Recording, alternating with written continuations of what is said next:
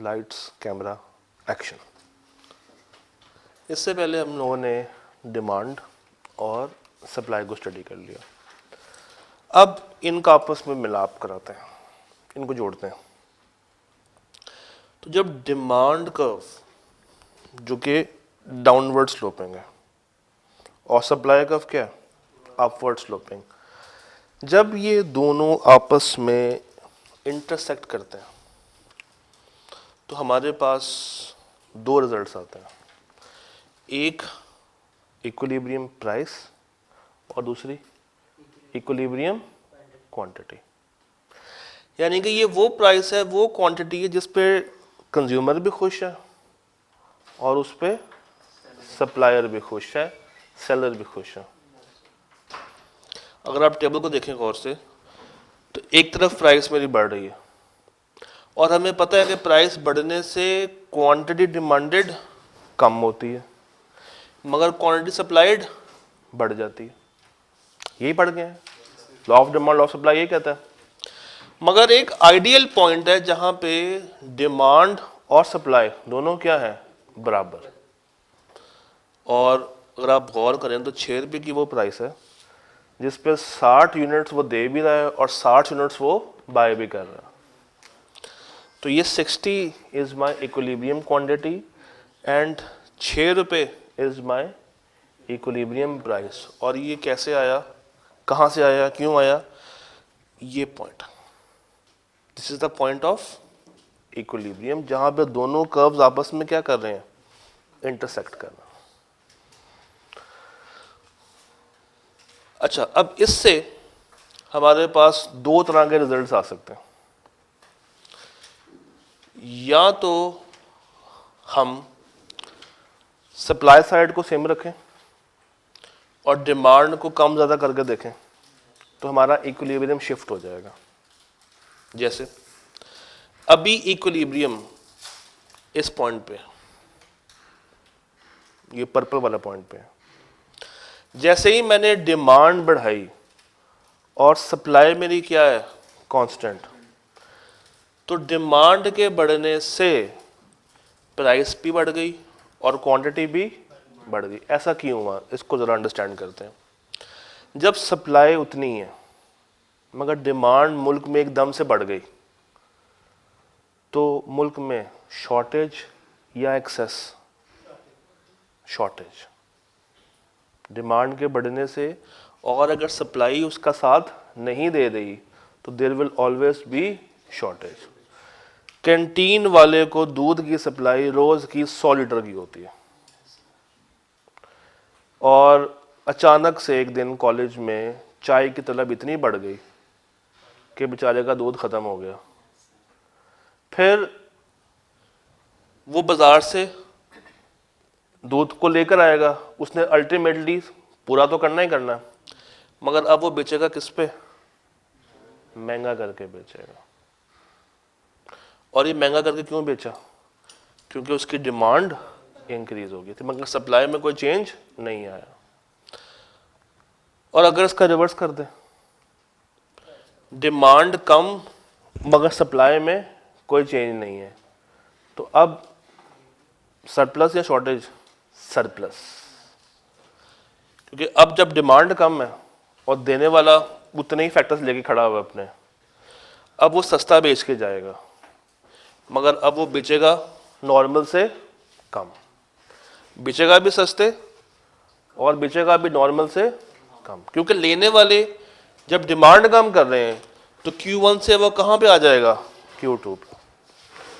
और अगर इसी को मैं डिमांड कांस्टेंट के साथ लेके चलूं, डिमांड कांस्टेंट है, पहली मेरी सप्लाई थी ग्रीन, सप्लाई बढ़ के हो गई पर्पल, सप्लाई बढ़ गई है, डिमांड उतनी है, एक्सेस या शॉर्टेज, एक्सेस, क्योंकि डिमांड में कोई चेंज नहीं है मगर सप्लाई मार्केट में ज़्यादा आ गई है तो उससे मेरी प्राइस गिर जाएगी। मगर अब सामान भी मार्केट में परचेज करने के लिए ज़्यादा है तो क्वांटिटी बढ़ जाएगी। और जब सप्लाई कम और डिमांड उतनी ही है तो अगेन मुल्क में क्या आएगा, शॉर्टेज, प्राइस अगेन बढ़ जाएगी और क्वांटिटी कम हो जाएगी। तो आप किसी को भी कांस्टेंट रख के दूसरे वाले फैक्टर को कम भी करके देख सकते हैं और ज़्यादा भी करके देख सकते हैं। और इक्विलिब्रियम प्राइस और इक्विलिब्रियम क्वांटिटी से आप देखेंगे यहाँ प्राइस ऊपर को जाएगी या प्राइस नीचे को आएगी, या क्वांटिटी राइट को जाएगी या क्वांटिटी लेफ्ट को आएगी। इन ग्राफ्स को हम 11 मजीद केसेस में डिवाइड भी कर सकते हैं, जो कि मैं हमेशा बच्चों को कहता हूं कि आपने प्रैक्टिस करनी है, मगर करता कोई भी नहीं है। अल्लाह करे। जैसे when decrease in demand is proportionately equal to decrease in supply, दोनों डिक्रीज हो रही हैं। अभी हमने क्या कहा था कि एक डिक्रीज इंक्रीज या दूसरा कांस्टेंट। अगर मैं दोनों को डिक्रीज करूं और इक्वल प्रोपोर्शन में डिक्रीज करूं तो प्राइस पे कोई फर्क नहीं आएगा, मगर क्वांटिटी कम हो जाएगी। इसी तरह जब इंक्रीज है, दोनों बढ़ रही हैं और इक्वल प्रोपोर्शन में बढ़ रही हैं, तो फिर भी प्राइस में कोई चेंज नहीं आएगा, मगर क्वांटिटी में इंक्रीज हो जाएगा। तो ये हमारे पास कुछ केसेस हैं। जैसे for example case 8, increase in demand कम है और इंक्रीज इन सप्लाई। अगर आप जरा ग्राफ पे देखें, सप्लाई का कर्व इतना बड़ा है, फर्क, मगर डिमांड का बेचारा मासूम सा चेंज है। अब अगर मैं इस तरीके से बढ़ाऊं दोनों को तो क्या फर्क होगा? मेरी प्राइस थोड़ी सी कम या बड़ी है? कम हुई है, P से P1 पे आ गया, कम हुई है। और क्वांटिटी अभी हो गया रहा है, सप्लाई बहुत ज़्यादा है मगर डिमांड उतनी ज़्यादा नहीं है। तो अब मुझे बताएं, जब सप्लाई ज़्यादा हो और डिमांड कम हो, सरप्लस आता है, तो प्राइस ने बाय डिफ़ॉल्ट कम होना ही है और क्वांटिटी ने बाय डिफ़ॉल्ट बढ़ना ही है। मगर ये प्राइस की कमी और क्वांटिटी का बढ़ना क्या बराबर है? नहीं। और ये ऐसा क्यों हो रहा है? क्योंकि इंक्रीज और डिक्रीज तो हो रहा है मगर इक्वल प्रोपोर्शन में नहीं हो रहा। तो ये कुल मिला के कुछ 11 केसेस हैं जो कि किसी दिन आप लोग टाइम निकालेंगे, किसी दिन जिंदगी में बैठ के बना सकते हैं। अल्लाह करे पेपर के बाद अगर दोबारा देने का मौका ना हो तो बनाया जा सकता है। अच्छा जी, फिर एक कॉन्सेप्ट होता है रिजर्व प्राइस का। कौन सी प्राइस? ये वो प्राइस है जिससे कम सेलर अपने प्रोडक्ट को मार्केट में बेचने पे तैयार नहीं होता। ये वो प्राइस है, it is the minimum price a firm is willing to receive for its goods और सर्विस, और द मिनिमम प्राइस बिलो, जब सेलर कहता है कि मैं इसको बेचने पे तैयार नहीं हूं। नीचे पढ़े, a firm will not sell at a price lower than the reserve price. अब इसको समझने के लिए हमारे पास कुछ फैक्टर्स हैं। जैसे मुझे बताइए, अगर एक पेरिशेबल गुड हो जो जल्दी खराब हो जाती है, एक सेलर उसकी रिजर्व प्राइस को कम रखे या ज्यादा रखे? कम रखे, क्योंकि एट द एंड उसको बेच के जानी है, अदरवाइज लॉस किसका होगा? सप्लायर का होगा। सेलर को पैसों की सख्त जरूरत है। रिजर्व प्राइस कम या ज्यादा? कम, क्योंकि वो बेचेगा तो पैसे हासिल करेगा। एक ऐसी गुड जो कि बहुत ड्यूरेबल है, सारा साल चल सकती है, जल्दी खराब नहीं होती, रिजर्व प्राइस कम ज्यादा? ज्यादा। एक ऐसी गुड जिसको मैं बाद में अपने पास संभाल सकता हूँ, मेरे पास स्टोरेज कैपेसिटी मौजूद है, रिजर्व प्राइस कम या ज्यादा? ज्यादा। एक ऐसी गुड जिसको संभालने के लिए स्टोर तो अवेलेबल है मगर वो मेरा नहीं, किराए का है और उसकी कॉस्ट मुझे पड़ती है,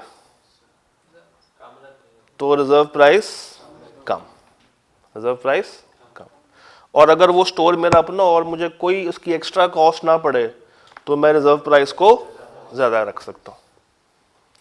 सब्स्टिट्यूट्स के केस में रिजर्व प्राइस क्या होगी? कम या ज्यादा? सब्स्टिट्यूट्स कम। अगर मैंने ज़्यादा किया तो मेरा कस्टमर मेरे पास नहीं रुकेगा, सब्स्टिट्यूट लेके चला जाएगा, तो मुझे अपनी रिजर्व प्राइस कम रखनी पड़ेगी।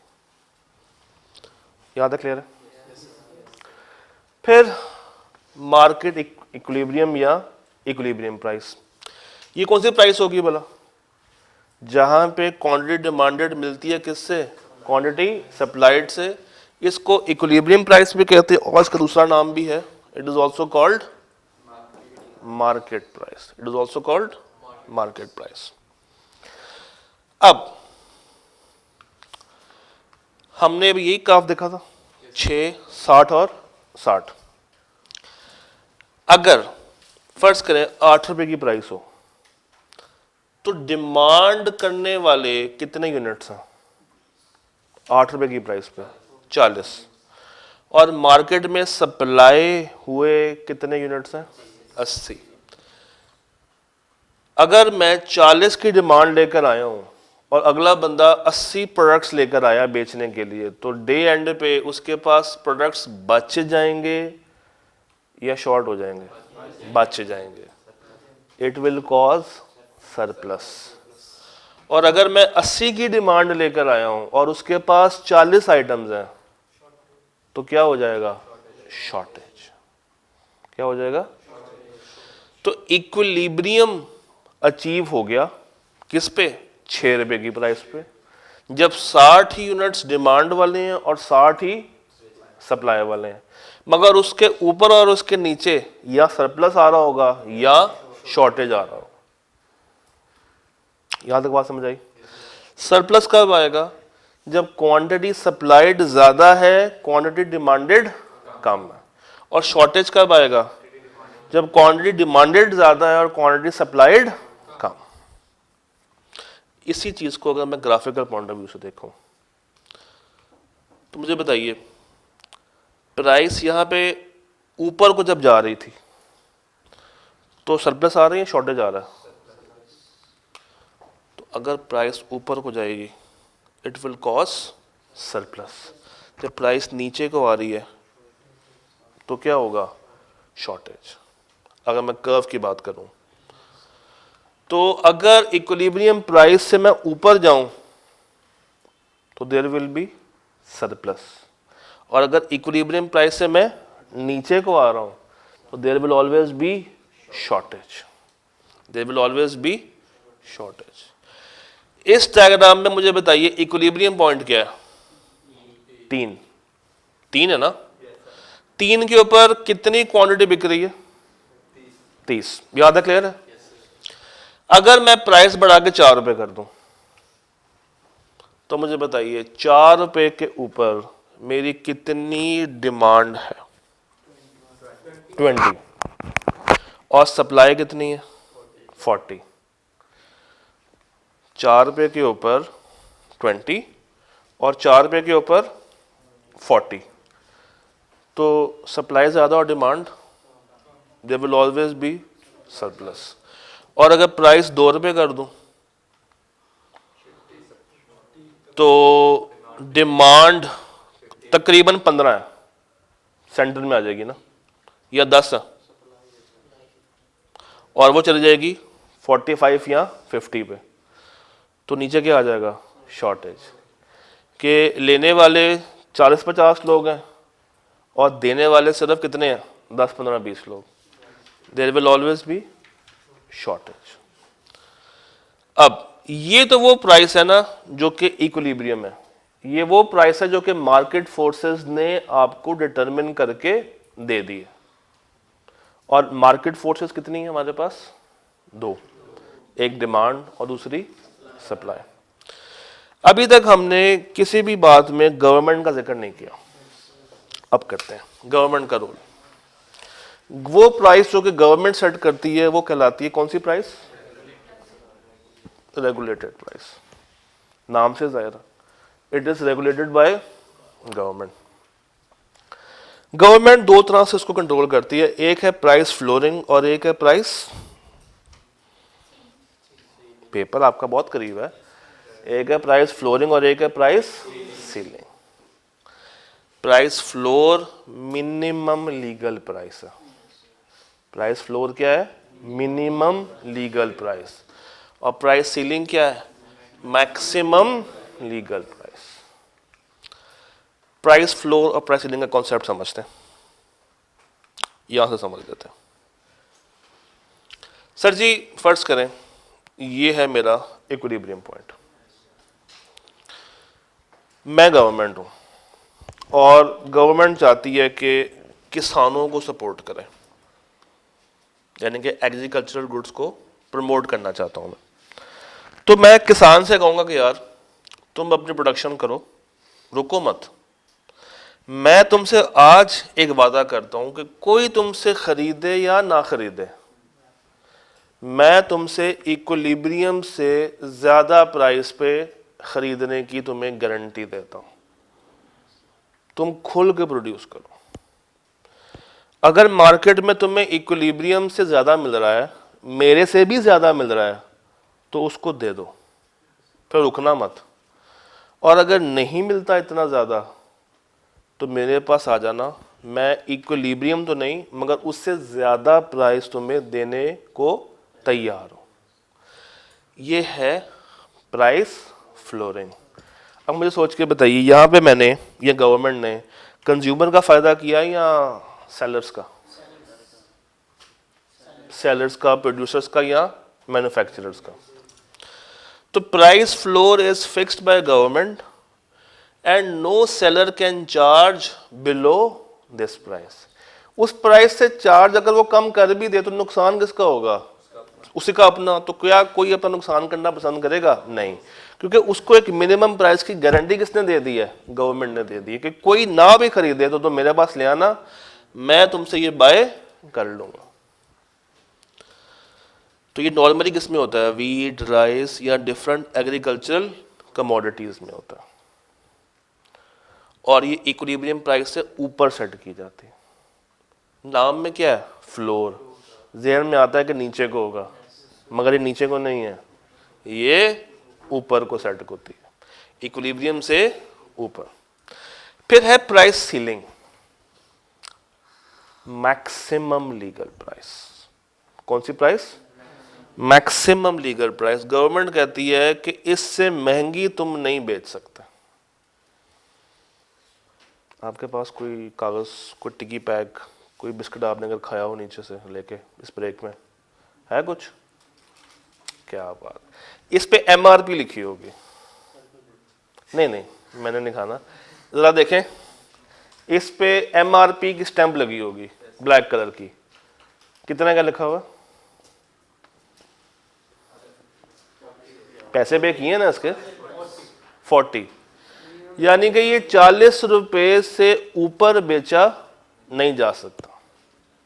गवर्नमेंट ने इसको सील कर दिया है, इस पे एक लिमिट लगा दी है। मैक्सिमम लीगल प्राइस कितनी है इसकी? 40। हाँ, कुछ इलाके ऐसे हैं जहां पे इसकी खिलाफवर्जी होती है, मोटरवे, स्कूल की कैंटीनें, बट वहां पे अगर आप गवर्नमेंट को कॉल करने के लिए नंबर मिलाएंगे, वो नंबर हमेशा क्या जाएगा? बंद जाएगा। तो it is fixed below the equilibrium price. अब मुझे बताइए यहां पे किसको फायदा मिल रहा है? कंज्यूमर को, सप्लायर को? कंज्यूमर को, क्योंकि मैं बिस्किट की प्राइस 40 से ज्यादा पे करने का पाबंद नहीं। कोई अगर चार्ज करेगा भी तो मैं उसे बाय नहीं करूंगा, क्योंकि मैं उसको दिखाऊंगा कि भाई ये देखो गवर्नमेंट की तरफ से ये मैक्सिमम लीगल प्राइस है, तुम इससे ऊपर चार्ज नहीं कर सकते। तो प्राइस सीलिंग बेसिकली फायदा पहुंचाती है कंज्यूमर को, और प्राइस फ्लोर फायदा पहुंचाती है, ये नॉर्मली पाया जाता है ऑयल, शुगर, दालों के अंदर, चावलों के अंदर। तो प्राइस सीलिंग किसको, किसके लिए बनी है? कंज्यूमर के लिए बनी है। और प्राइस फ्लोरिंग, याद है? क्लियर है? अच्छा, अब मुझे बताइए इक्विलिब्रियम से ऊपर अगर मैं जाता हूं तो सरप्लस है या शॉर्टेज है? तो प्राइस फ्लोर उस सरप्लस को खत्म करने के लिए लगाई जाती है, क्योंकि सरप्लस कौन बनाएगा? किसान। वो बना बना के रखी जा रहा है, लेने वाला कोई है नहीं। तो एंड पे गवर्नमेंट कहती है कि लाओ ये मैं तुमसे खरीद लेती। मगर इक्विलिब्रियम प्राइस पे नहीं, उससे थोड़ा सा ज़्यादा। तो प्राइस फ्लोर से सरप्लस ख़त्म होता है। इससे क्या ख़त्म होता है? सरप्लस ख़त्म होता है। ये सरप्लस लेकर भी आती है और ख़ुद ख़त्म भी कर देती है। और सीलिंग से क्या होता है? शॉर्टेज। प्राइस सीलिंग से मार्केट में शॉर्टेज आ जाती है, क्योंकि देखें प्रोड्यूसर चाहता है कि मैंने 60 रुपए का बेचना है, मेरी सेल प्राइस 60 होनी चाहिए, गवर्नमेंट कहती है नहीं 40। तो जब प्राइस कम है तो उसकी सप्लाई कम या ज़्यादा? लॉ ऑफ सप्लाई क्या कहता है? जब प्राइस कम हो तो सप्लाई भी कम कर दो, उससे क्या आ जाएगा? शॉर्टेज। तो to overcome this shortage government gives subsidies to producers, sellers और इंपोर्टेड गुड्स। तो एट द एंड हम लोगों ने मिलना कहाँ पे होता है? हमेशा इक्विलिब्रियम पे। सबसे अच्छी जो बात है इन सब में वो क्या है? इक्विलिब्रियम। ना कोई ज्यादा नेकी और ना कोई ज्यादा बदी। सप्लाई कर्व मुझे बताइए, अपवर्ड स्लोपिंग था या डाउनवर्ड स्लोपिंग था? सप्लाई कर्व ये अभी डाउनवर्ड किसने कहा?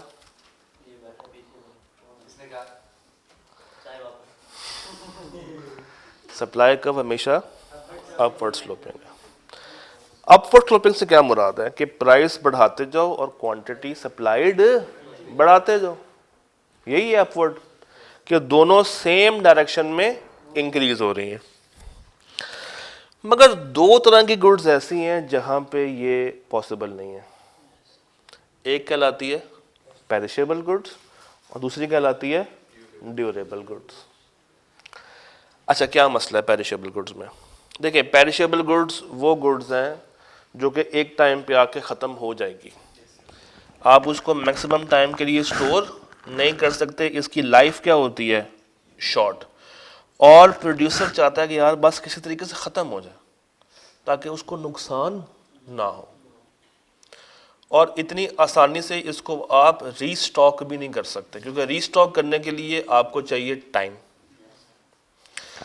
अब वही अगर मैं मिसाल लूँ सब्जी वाले की, तो अगर आपको सब्जी वाला रात के 10 बजे आलू दे रहा है, फर्ज करें 10 रुपये किलो, और उसके पास स्टॉक में 2 किलो आलू पड़े हुए हैं, और वो 10 रुपये किलो आलू दे रहा है, जो कि अगर आप सुबह लेने जाएं तो वो 40 रुपये किलो मिले आपको। अब अगर आप शेख हो तो आपका दिल करेगा कि मैं 10 रुपये किलो के हिसाब से कोई 5-6 किलो आलू स्टोर कर लूँ अपने पास, अपने घर ले जाऊँ, मगर उसके पास कितने हैं? 2 किलो आलू। वो 2 किलो से बढ़ाना चाहे वो तो बढ़ा नहीं सकता, क्योंकि रात को सप्लाई तो होगी नहीं आलूओं की, उसके लिए सुबह का वेट करना पड़ेगा, मगर कस्टमर सुबह तक का वेट करने को तैयार नहीं है। तो अब कस्टमर कहता है कि मैं तो 10 रुपये छोड़ो, मैं तुम्हें 15 रुपये देता हूँ, मुझे 4 किलो या 5 किलो आलू ला के दो। कहता सर 2 किलो ही पड़ा। कहता 20 रुपये ले लो। कहता सर 2 किलो है। 25 ले लो सर 2 किलो है। 30 ले लो सर 2 किलो है।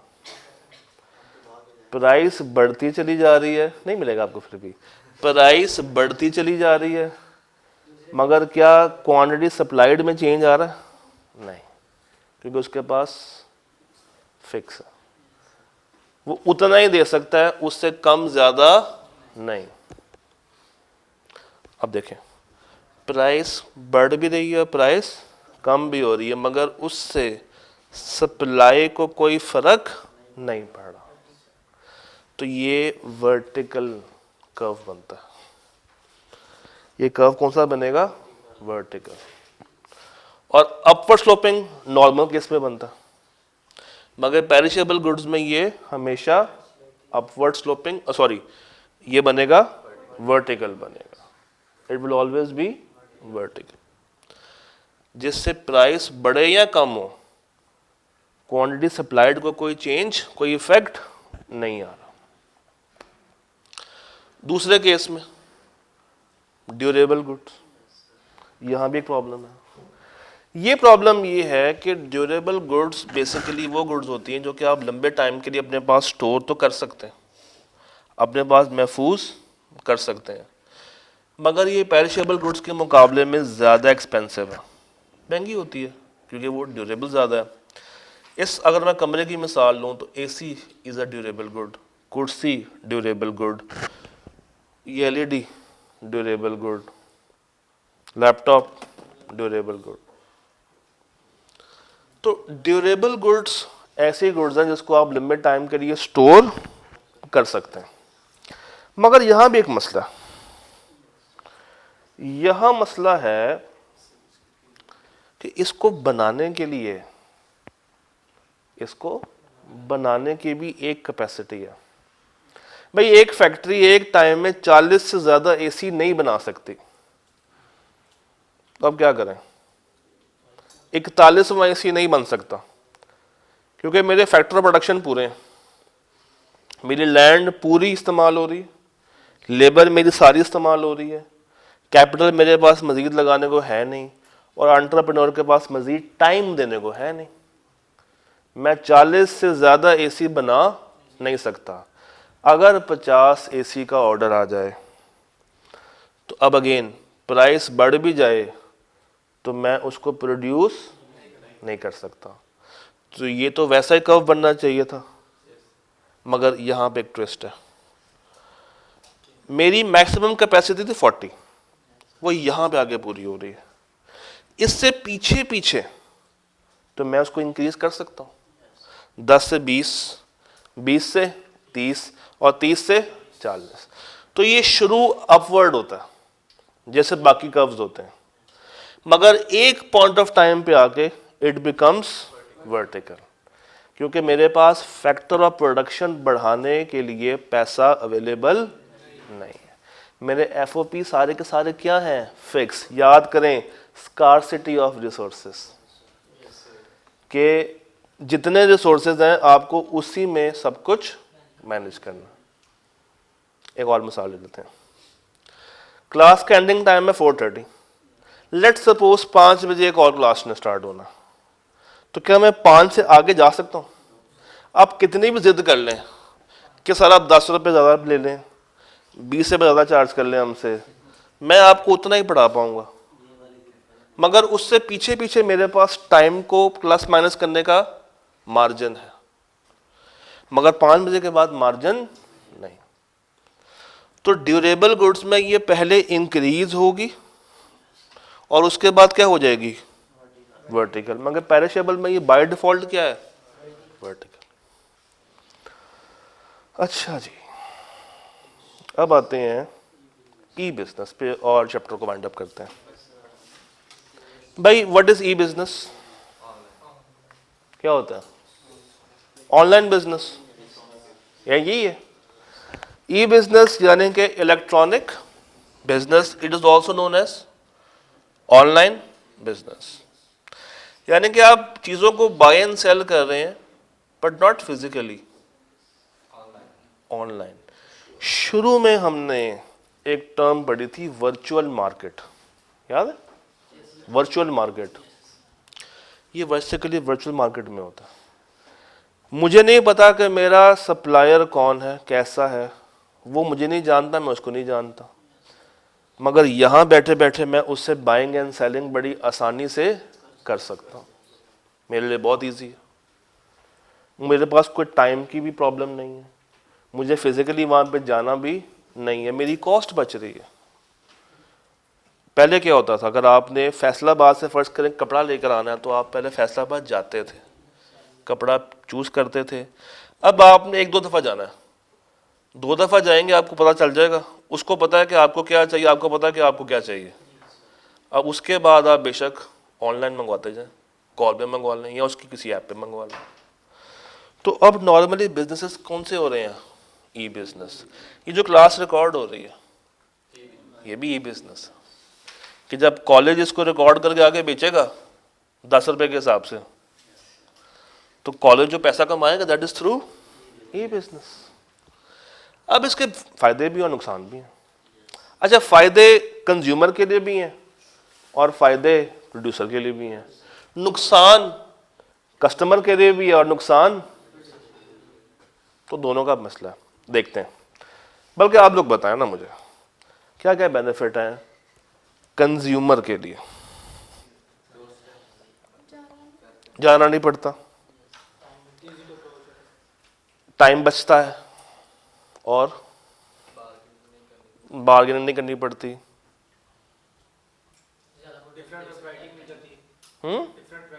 डिफरेंट वैरायटी एक ऐप से आपको काफ़ी चीज़ें मिल जाती हैं